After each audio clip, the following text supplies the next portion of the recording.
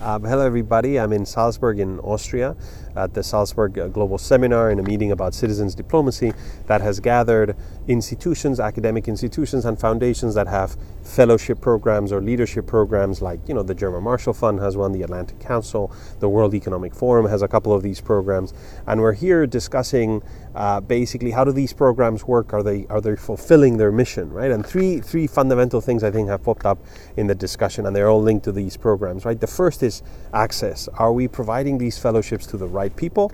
Are we giving access to diverging opinions and minority opinions and people that wouldn't otherwise have opportunities that the ones provided by these fellowship programs?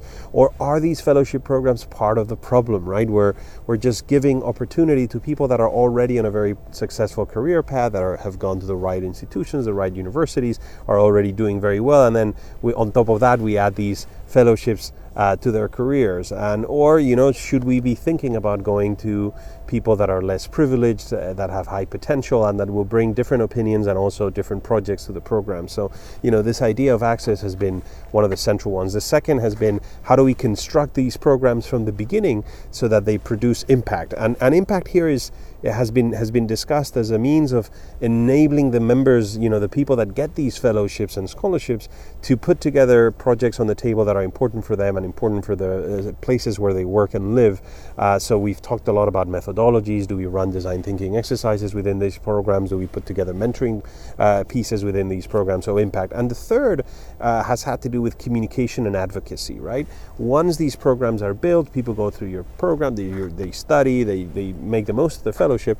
How do we run the alumni community? How do we communicate what the alumni community is doing? And here again is sort of these questioning of traditional channels. Do we need to communicate more through social media? Do we need to mobilize people through the building up of particular communities rather than traditional channels? And my thinking here is, in fact, that this is all part of a much broader trend of questioning of the traditional power and influence architecture, right? In the past, the world used to be run by a very small group of men smoking cigars somewhere in London.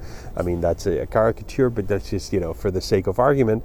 And now the world is much different, right? You have social media, you have many more bottom-up processes. So when you're talking about fellowships and scholarships and these leadership programs, who do you bring into the programs? How do you communicate it? How do you do this in a way that is not elitist and that it's in fact diverse and takes into account this change in the structure of power and influence around the world? So that has been the topic of discussion.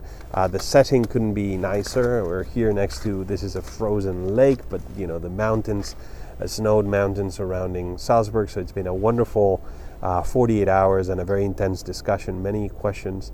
A few answers, but more questions than answers. Bye-bye.